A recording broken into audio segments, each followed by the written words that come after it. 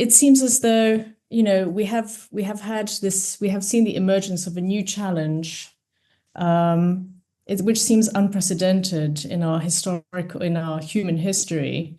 We have naturally always had technologies that we have drawn on, that we have based ourselves to always be creative. And as human beings, we like to think of ourselves as essentially creative, as something that really is unique to us and distinguishes us, with rationality and perhaps the search for meaning from animals, from other animals, I dare say.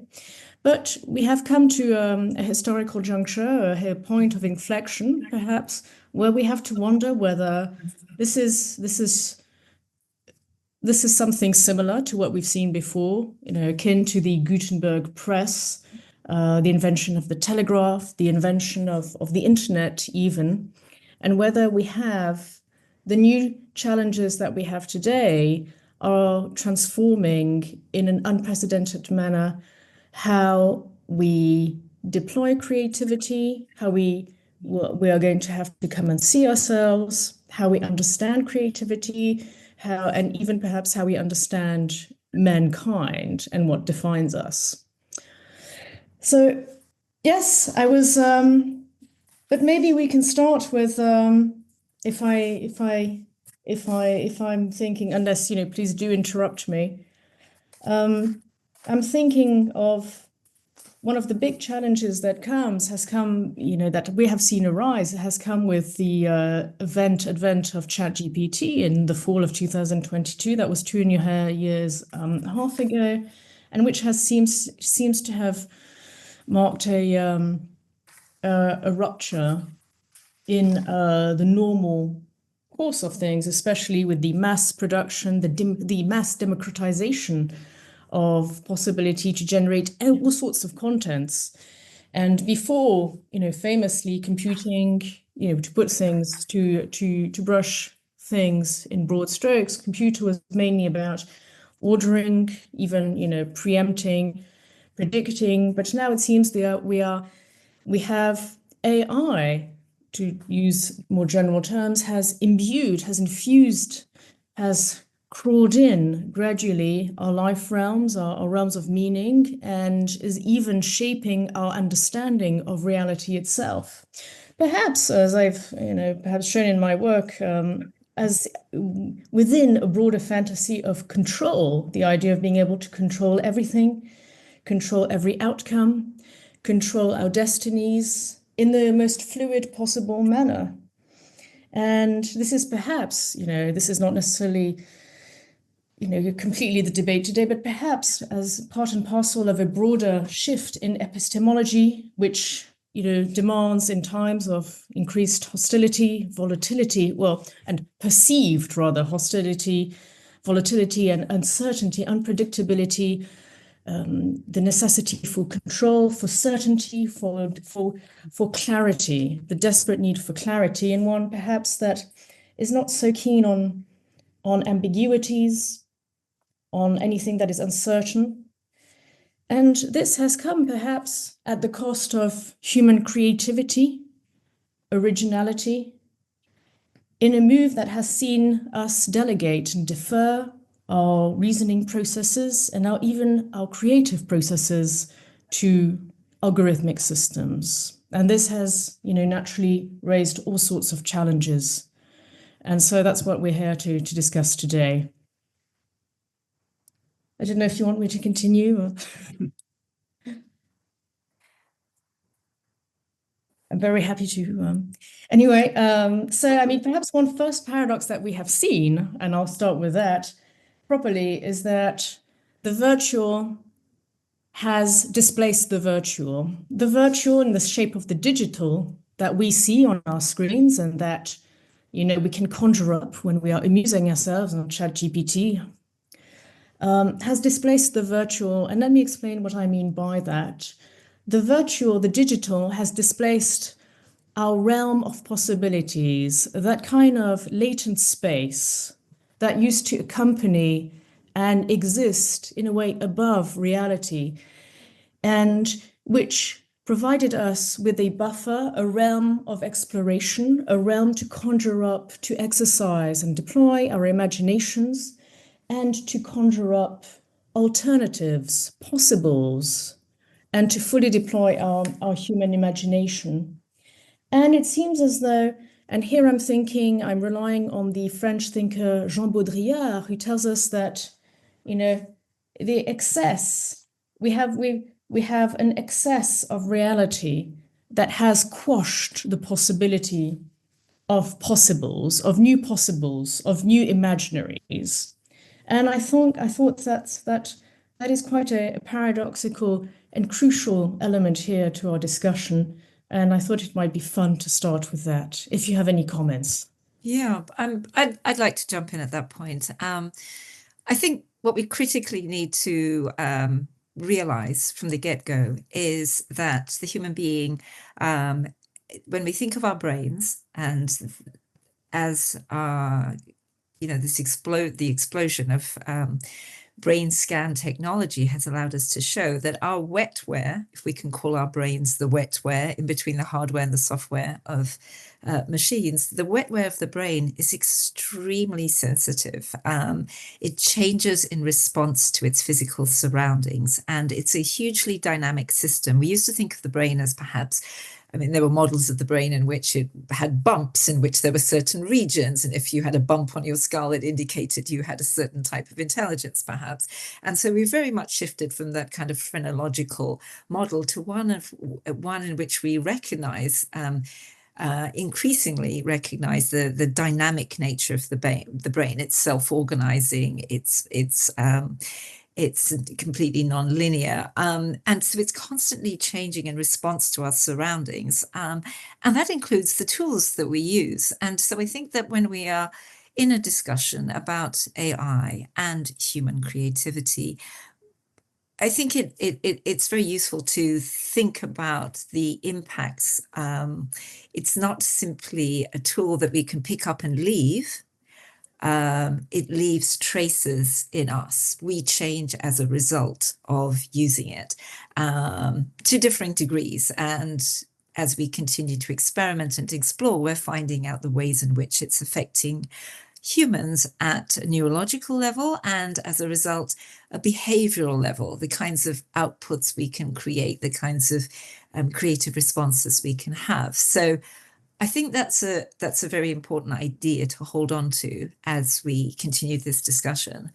And Audrey, you were talking about the nature of possibles and the possibility of this kind of closing down. And I'll jump in with a study that was was released by the MIT Media Lab just 4 or 5 days ago. And that's the work of Cosmina and the rest of her colleagues. And it contrasted groups, those who are using a large language model, such as ChatGPT, to help write essays versus a group who were human only. So they were drawing on their own memories and thinking in order to write short essays.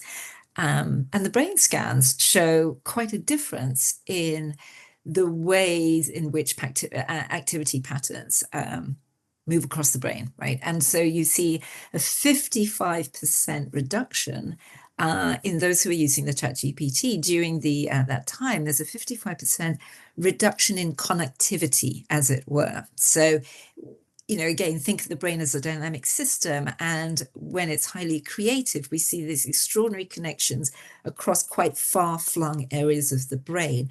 And so what's happening when you are using a large language model, when you're using AI, is that you see that radical downsizing, shift downwards, a reduction. And there's also behavioral measures so the same study then showed that the diversity of the essay, there was the varieties of ideas generated were quite different. Those using the AI there was a greater homogeneity across all of those students' essays when they were using the AI compared to the group who were let's call them the brain, they were called in the study, they were called the brain only group. So if I may adopt the same definition, the same terminology. So that's just just dipping the toe into a couple of thoughts on that and the way in which.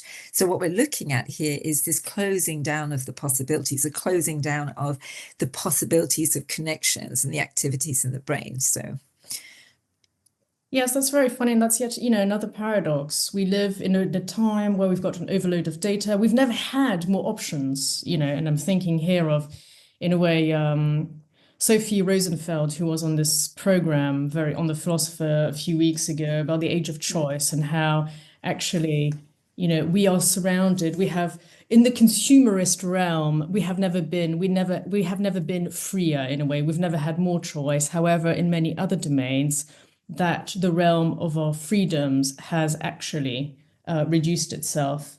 May I jump in at that point? I think that's Yes. something important. Again, if we take it back to the idea that the brain has a particular structure, we have a particular way of functioning and moving through the world and understanding it. I think it's also critical to think about the concept of cognitive load, which very clearly demonstrates that more is not necessarily better. So the human being has, let's call it limited bandwidth. There's only so much information we can process.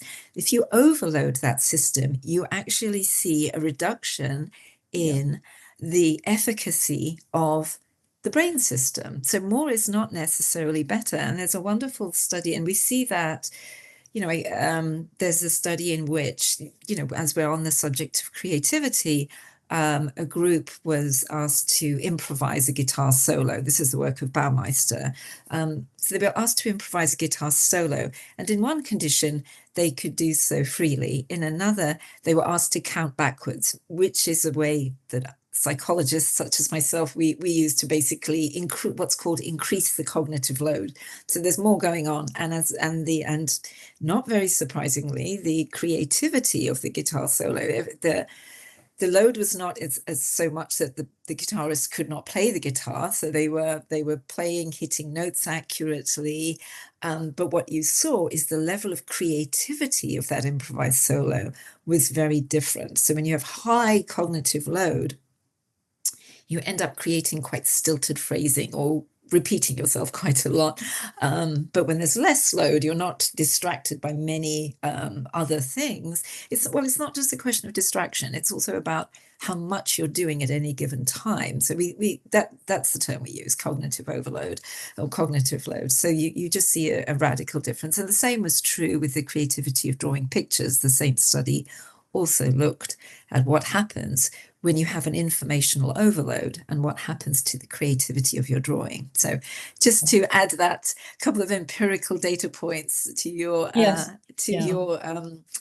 discussion, Audrey. Yes, no, thank you. Yes, no, the more diversity, the more we have, actually, the more data we have, the less diversified we've become in a way. Paradoxically, for all the talk and the emphasis on diversity, we have shifted, we have become less diverse and more standardized and more uniformized in our cultures, actually. Paradoxically. Could I jump in there? Because the OED definition of creativity is interesting because it really has two parts. One is the sense of creativity as the ability to produce something, in particular involving imagination. The other part is intended to stimulate the imagination. These two things are not the same, even if they're related.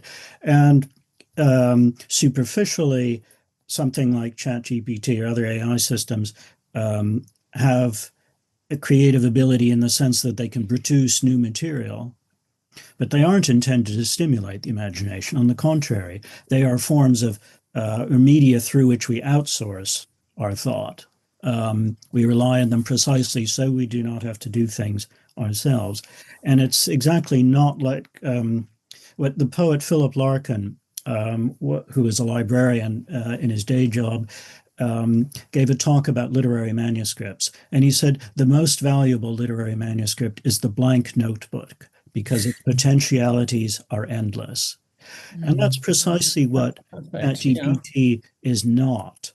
it's not a blank, and it doesn't produce out of nothing. It produces out of large data sets that humans have determined, that humans have tagged in ways that it can be, and humans have rules, sets of rules humans have determined, so that it's very different. And precisely because that process, the creation of it, is opaque to us, it seems to be a kind of creation out of nothing, but it's nothing of the kind. I think you make a very good point, Nick, because I think it's very important to remember that AI is it's a computer attached to a library.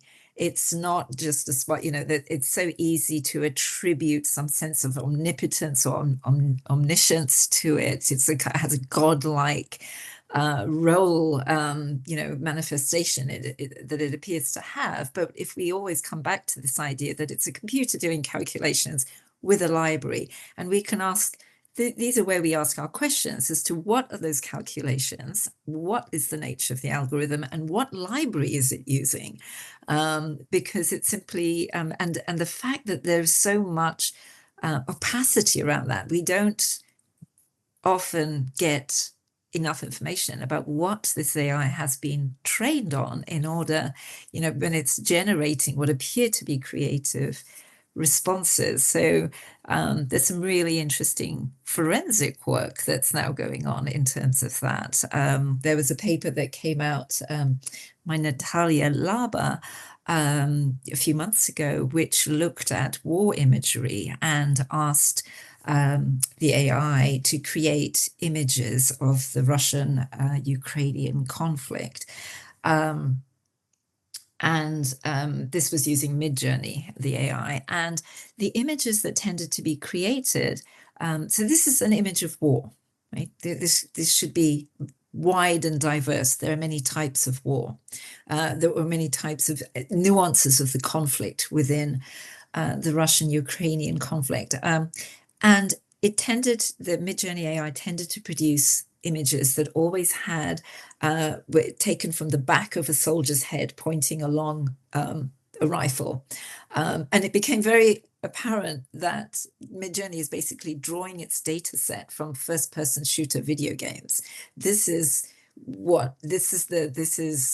the image it's creating when asked to talk about war. And when a different prompt was given, such as show us the future of war, it then produces a large-breasted woman looking into the camera with a bit of dirt underneath her eye, clearly looking rather like a superhero.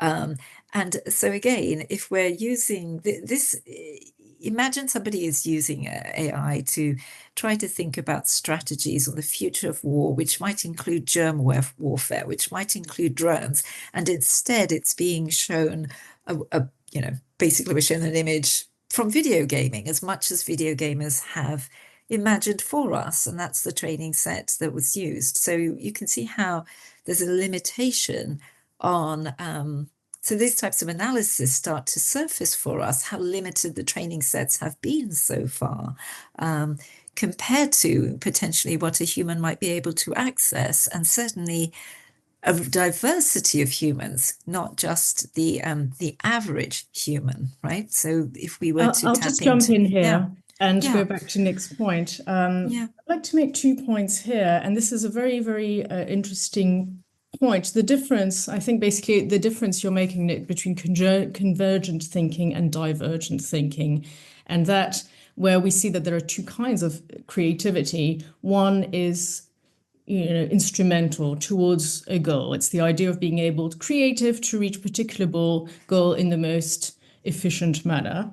And that's typically actually what ChatGPT and AI uses. But the other one is divergent thinking, where here we focus more on the processes, on the means, on this kind of, on that latent space to explore. There is no goal, there is no correct answer or right or wrong. And here we can let our imagination, our human creativity roam freely and, see the sparks flying. I'd also like to point out to the distinction between judgment and calculation, since Pireeni or Nick just mentioned calculation. And here I'm reminded, actually, this is not a new debate, this is, Weizenbaum in his book on computation in the 1960s, if I recall, already made that distinction. And he was very careful to make that distinction and emphasize it. The subtitle of the book, From Judgment to Calculation, he distinguished between computer power and human reason, and the idea that judgment involves choices that are guided by values, whereas, it's more an intuitive, meaningful, implicit faculty. And I'm thinking here also perhaps of Kant and his critique of judgment. And as opposed to that, we've got calculation, which is quantitative, which is instrumental.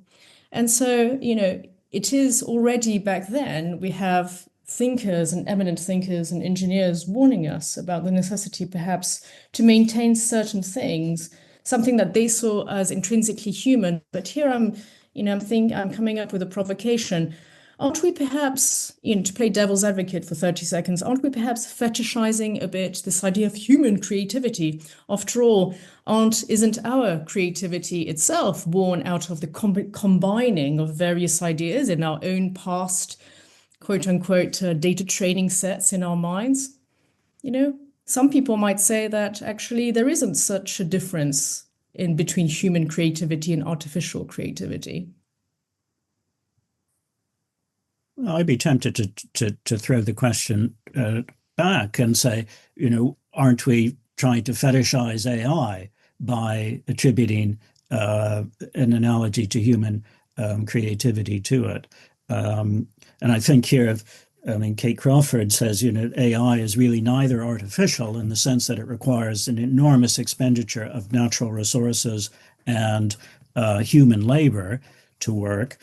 But it's also not intelligent in the sense that it's precisely not autonomous, but dependent in ways that Pireeni just pointed out on humanly determined rules and data sets and how those are coded and so on. So that and I think the idea of the autonomy of it, the creativity of it, is a desire is a kind of mystification. It's a desire precisely to grant it an autonomous agency, that its products have are given a kind of value that they don't deserve.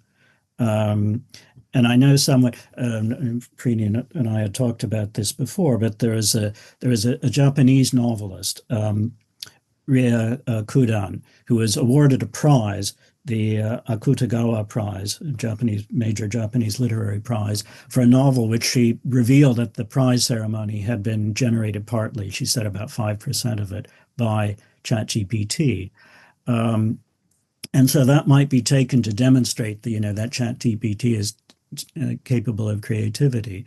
But I would submit that that's not the case. What it does show is that ChatGPT, if the data set is large enough, is capable of conforming to expectations.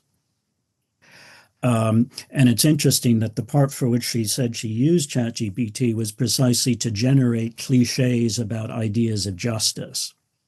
So it's conformist conventional language, and so that if the product is being used then to produce something that conforms to expectations, is that creativity? I mean, not in the way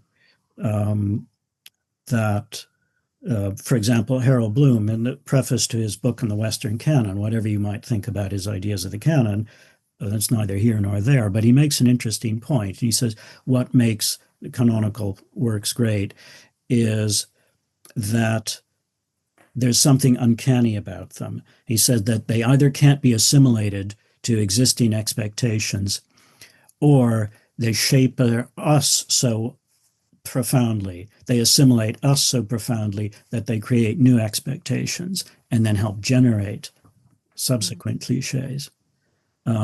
Whereas the things produced by ChatGPT, if we accept them as, if they pass, in other words, as novels, it's partly because they conform to existing expectations. So to me, that isn't really creativity. It's funny you use the word uncanny, which is generally associated with the machinic computers and so on. But it's also interesting, I mean, and we touched on that a bit yesterday, the encounter with the the encounter, what really perhaps can hint at and point to creativity and human originality is that which touches on the unpredictable, that kind of divergent, that digression, that ambiguity perhaps in thinking.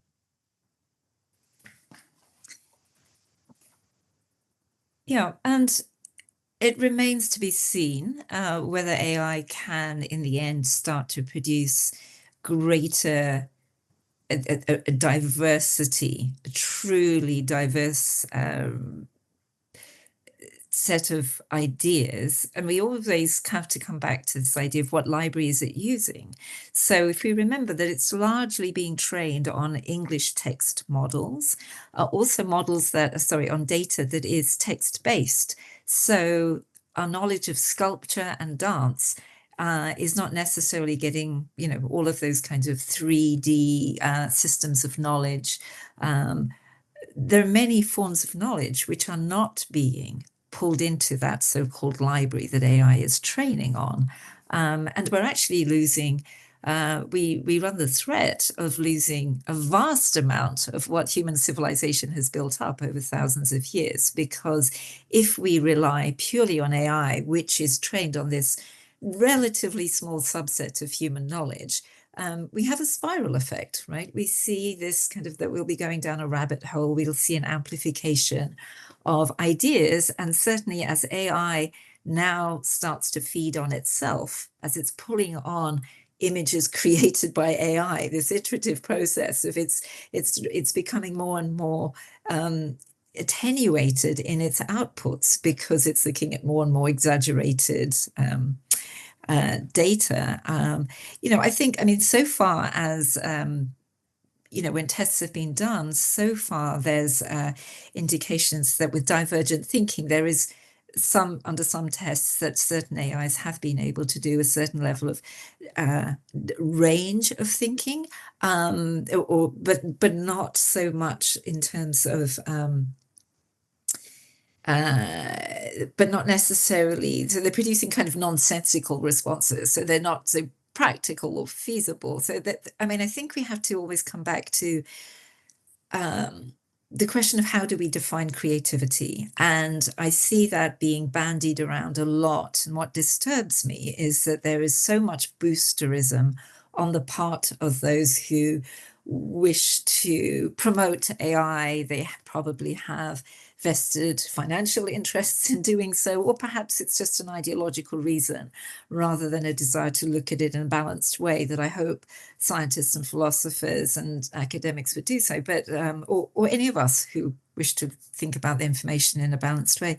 So I think there's a lot of boosterism, and when that boosterism happens, what I've noticed is that there are a fair number of talks being given about AI and creativity, and actually what's being discussed is productivity or even speed. So I've been given examples where, look, we can press a button and the AI can produce a Jane Austen novel in 10 minutes. Isn't that an example of creativity? That's certainly an example of speed and velocity. But I think there's a certain disingenuousness when those who are giving talks claiming that AI is highly creative, they're often talking about fluency or speed of generation rather than originality or diversity of ideas. So I think that's also a kind of critical point to hang on to as we look at the claims on both sides. That's very interesting. Absolutely, yes.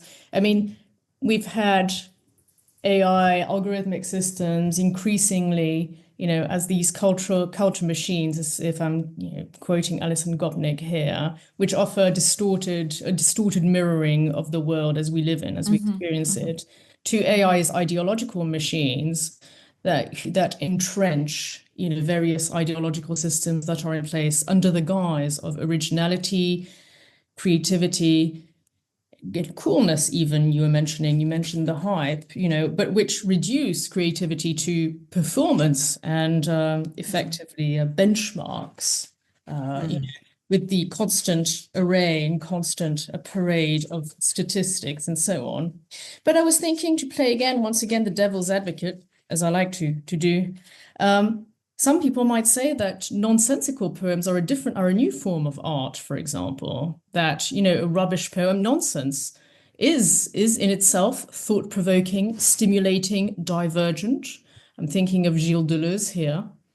What would you respond to these people? They would say that the emphasis now should be on the reception, that, creativity in a way is subjective, and that if I experience a poem in a particular thought-provoking or wonderful manner, then it should count as creative, perhaps.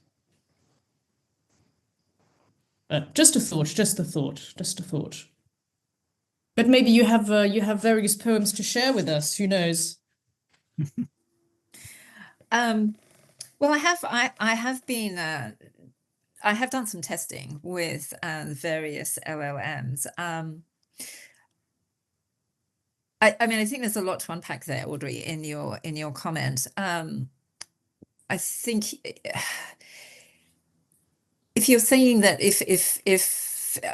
are you saying that if an AI produces something, that if we then read that text and have a sense of emotion, therefore it is an act of creation on the part of AI? I'm sorry, I want to make sure I've completely followed your argument. Manifestation of creativity. I mean, that would be a critique. That would be a rebuttal, basically, in saying that, if there is a picture produced by Dali or Midjourney, and they think, it has been produced through artificial means, and in fact, many other pictures have also been produced partly, at least, by artificial means, then if it elicits in me some kind of reaction, then it's fair enough, and it could count as creative. I'm just thinking out loud here, but that could be a rebuttal. I mean, you could say that of absolutely anything. Exactly, though. Too. And I could say that a picture produced by a human being also, could leave me completely indifferent. Yeah. So, but it's something. If the metric is that the human response is one of shock and awe, I mean, there's also a lot of natural sequences. You could say, well, genetic mutations are rapidly, happening. Are they creative? If we are impressed by them, if they fill us with a sense of, or could we say that they are therefore creative? So adaptive genetic mutations. I think right now there are some interesting constraints. Coming back to this idea of the library, that I have noticed, and thank you, Audrey, for asking about whether I've been testing things with AI. I think there are some ways in which you can see the constraints visible.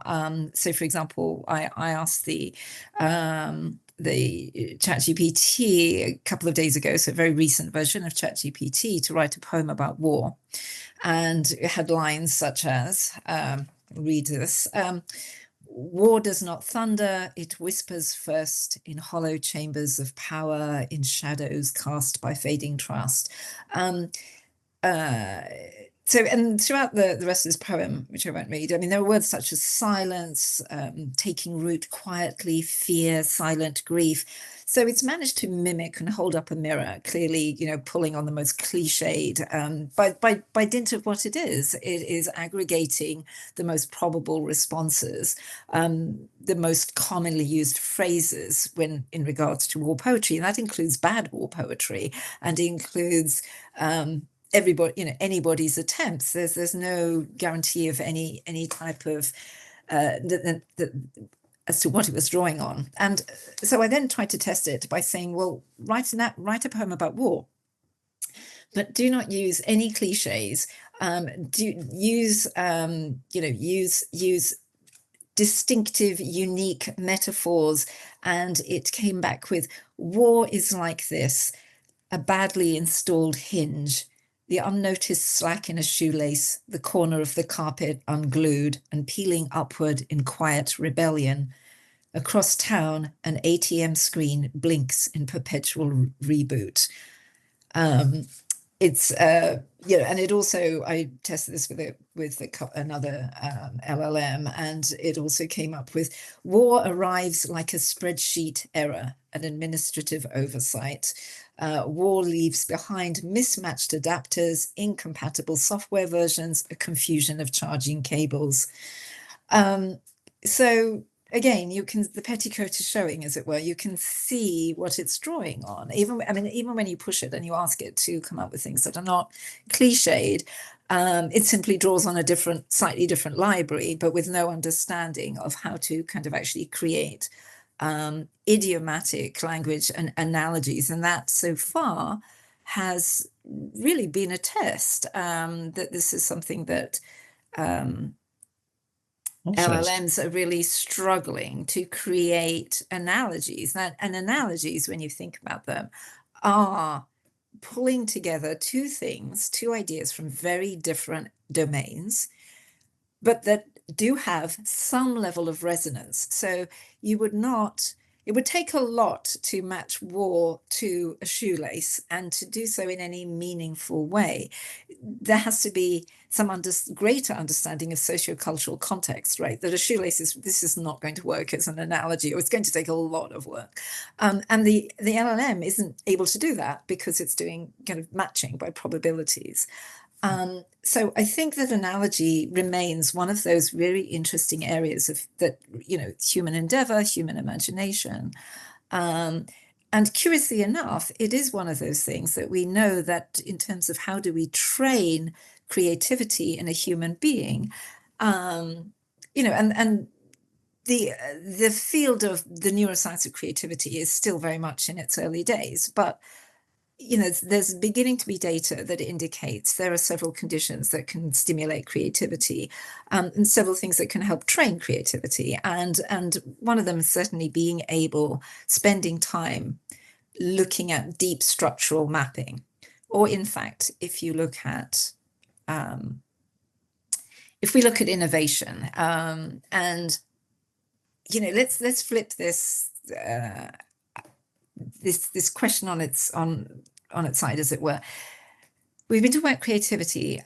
Let's look at what happens when, what is it that we struggle with when we're not creative? So humans as a whole tend to have excellent pattern recognition in our brains. We have a tendency to move towards the familiar.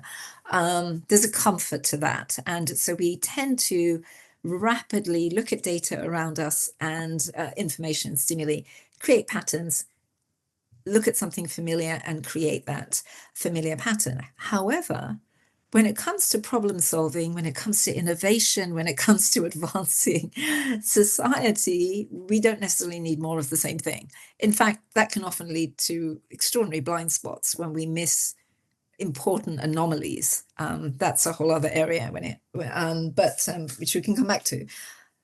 But this idea of being able to, I've spoken a lot in my work around cognitive flexibility and the difference between cognitive rigidity or a kind of cognitive arthritis that sets in if we just have more of the same. We have a tendency to move towards the familiar, and if we keep doing this, we don't have enough experience of unlocking that and enough practice of cognitive flexibility. And this is where reading poetry is such an extraordinary resource, or even looking at the lives of the poets. And I'm sure Nick could tell us more about this struggle that creatives have had in the past, looking at this issue of familiarity versus struggling against the human desire for familiarity. I just want to add, to mention something. I mean, perhaps, a word that we haven't mentioned so far really is understanding, and that would be the difference between pattern recognition and a genuine understanding of context, of the world, of action, or even the meaning of words, rather than just probabilistic matching. That poem that ChatGPT created in war poetry, it's the extraordinary thing there is a complete absence of reference to human experience. And Yes. And I mean, what ChatGPT lacks is what Umberto Eco called a cultural encyclopedia, which is not a data set, but it's a combination of information and experience and an understanding of meaning and judgment.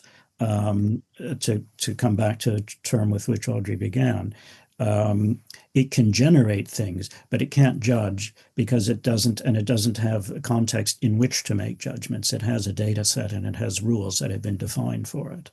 Or common sense, for that matter. Yeah. And those things are, of course, almost impossible to quantify, but that's exactly the point. Shall we move on to questions? Boom, boom, boom, boom. Yes, I can read the Q&A if you... Yes, please. Thank you, Adelaide. Okay, so we have a first question from Daniel Stanley, who mentions a book that's called Against Creativity, suggesting that creativity is a modern aspiration and commercial invention rather than a core human need. So do you guys have anything to answer to that? I can say it a second time. No, it's fine. I think we've understood it. We're just, Well, obviously, there it depends on how you define creativity. I mean, if you define it in terms of intellectual copyright or intellectual property, well, that's a product of copyright laws and so on. And so that dates from the 18th century, sure. But ideas of originality and creativity did not begin in the 18th century, and they did not begin with modern notions of intellectual property. So, again, it depends much on how you define it, but and also the relationship that artists have to a tradition would vary. But and whether they consider themselves artists in the first place would also depend on particular cultural context. So icon makers, for example, Byzantine icon makers would not have the same conception of creativity, for example, that a Renaissance artist would.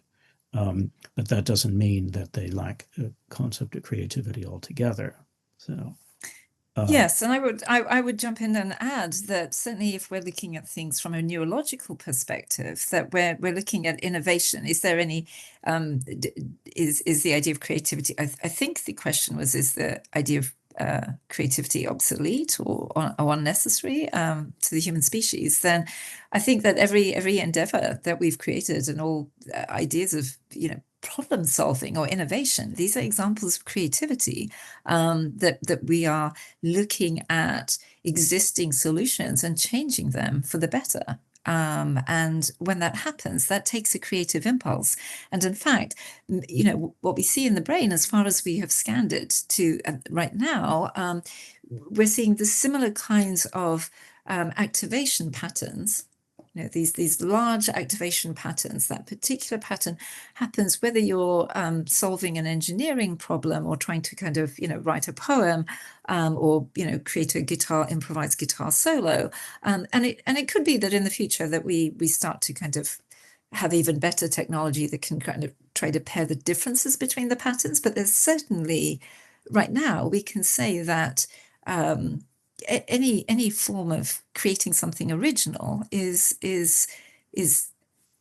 same kind of neurological pattern and is absolutely necessary for the advance of people. So, I mean, I'm seeing here. I mean, we could obviously comment on this point for a long time, but I'm seeing here someone assuming who is nuancing the point, and Mould is not against creativity, but rails against the the industrialized creativity. Yes, I see. I think that answers the question. Yeah. Shall we move on to the next one? I mean, there's one on Kant here. I'll read it out. On the question of judgment from Kant's proposal, the ML is not likely to leverage taste, but there is a 2021 project in Rome where an ML was trained on only one neighborhood and only through interactions with the local residents. Taste being derived from a locality, could an ML I assume it's machine learning raised in education, may have a simulacrum of taste and then Kantian judgment. Aha, we have a connoisseur here.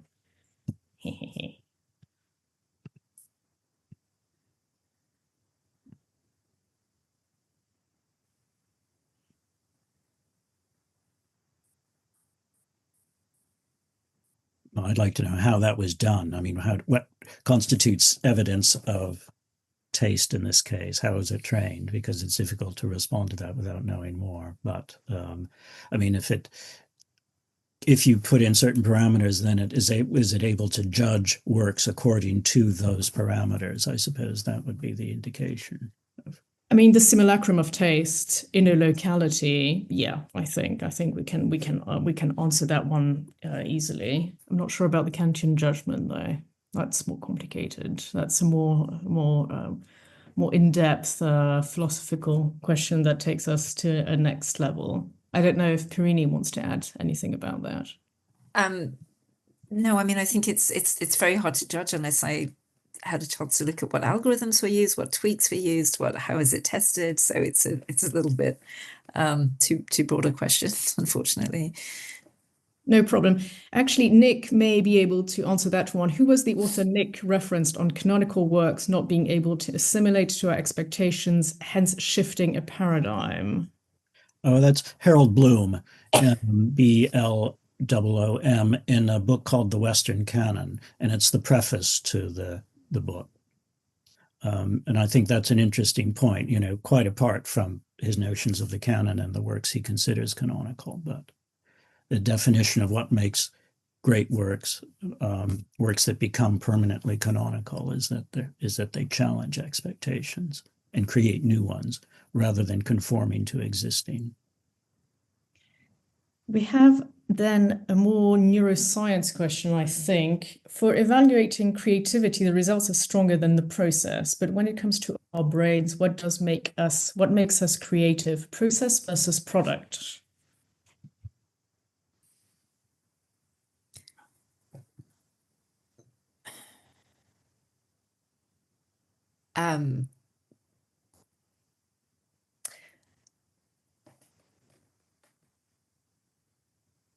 Well, I think it is interesting that it is often blurred, that often we talk about, again, the terms get bandied around. So I've noticed that myself in the literature, that there's a tendency to kind of rate somebody as creative because they've created because they've produced a lot of products which are judged by society to have creative value, versus the nature of the processes that they may be doing, which may never hit the market. And that's often used in the judgment of whether somebody is considered to be a creative or person.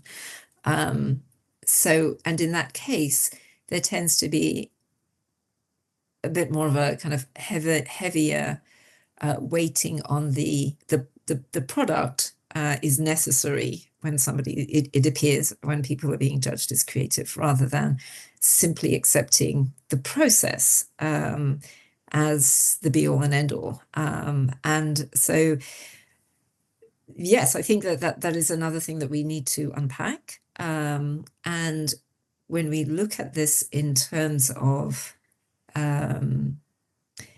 AI, of course, that's a very interesting question, because we're looking at a range of products that it produces versus and there are some problems, as we've highlighted, in the range of its repertoire. And of course, it has a completely different process in order to get to that product than the human one. So yes, I think it is good to kind of dive into these questions of what do we mean by the creative process.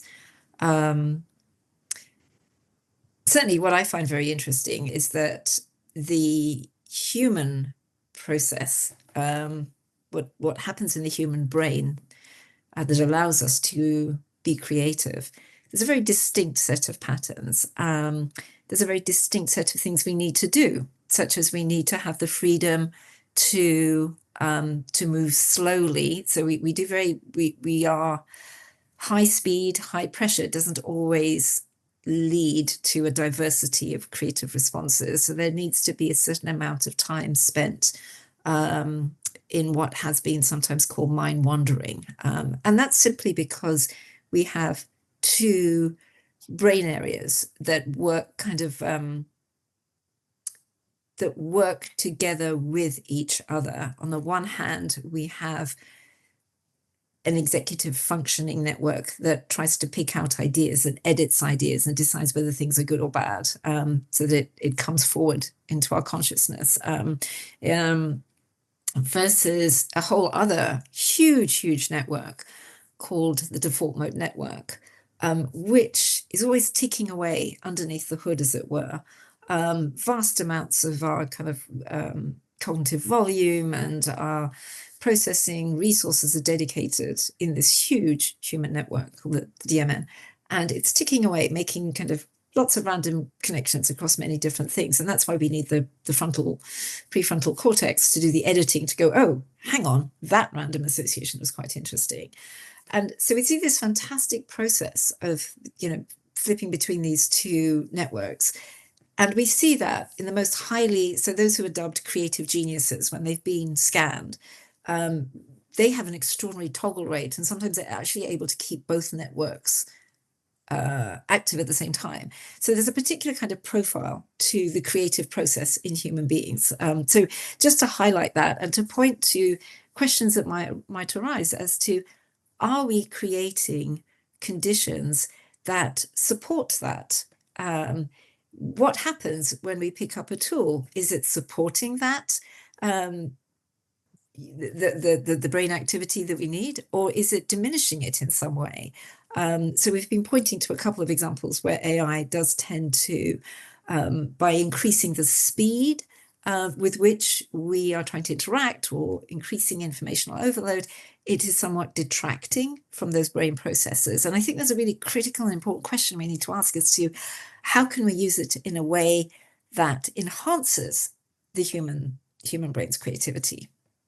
And perhaps jumping on that and answering, addressing some of the points that have been raised in the chat, dissociating the idea that creativity means usefulness, and Yes. that precisely creativity is deployed, towards and within a latent space of reflexivity, deliberation, distance, in a way. I mean, scientific research shows to what extent daydreaming, mind wandering, wandering discursiveness is actually very productive and fosters creativity and fosters alternative and divergent modes of thinking. And I know that, Nick, your work, you've pointed to so much of the time in which some of the Romantic poets, to take an example, highlighted the importance of mind wandering, but also physical wandering around in the landscape. Yeah, and it's precisely a question of being open to experiences, because many of them considered that the reformation of perception of the world was essential to recognize things that we had not, that were present but not visible to us before. So both Samuel Taylor Coleridge and Percy Bysshe Shelley used the phrase film of familiarity, to lift the film of familiarity from the world. And you can't do that, of course, if you're being fed something that endlessly reinforces established thoughts and established paradigms. But it's an intriguing idea. Is it possible to use ChatGPT in a non-instrumentalist way? In other words, to subvert its purpose, because it's an instrument after all. It's created by humans for humans. But is it possible to use it in a non-instrumentalist way that would actually further aims of creativity? I don't know the answer to that, but it's an intriguing thought. And within a particular economy which supports a particular ideology, I mean, absolutely, it's part and parcel, of more commercial interests. I mean, for example, Pireeni, you mentioned, text, but actually most of the stock footage that comes, that feeds images actually comes from commercial catalogs and online. It's fully part and parcel of the commercial realm, and so it's very limiting there too. Yes, in the same way that the war imagery, rather than being diverse, has been trained on video games. That's the accessible training set. So we see as shutting down a limitation rather than the mind being able to. And Nick, in the case of the poets who wandered through the fields and looked at daffodils, they were also taking on board a lot of unexpected stimuli. So not, exactly to your point, that the very fact of being physical and a three-dimensional being meant that you have even more exposure to a range of different stimuli, a range of different. I mean, we can also look at the fractal patterns that exist in nature simply by, and we know that walking in nature not only increases kind of blood flow and helps the brain be more active for that reason, but also there is some research going on into the fact that when we're exposed to three-dimensional spaces, especially when they are natural spaces, many natural organic forms, build off fractal patterns, and that exposure to fractal patterns then also activates the brain in different ways. So that, I think the poets were onto something. The romantic poets that you mentioned. And crucially, perhaps, being able to preserve the conditions of possibility to remain creative, something that is, that may not be so simple when all of these systems are so insidious and insidiously seduce us in a way in our own mental manacles. Mind-forged manacles, Yes.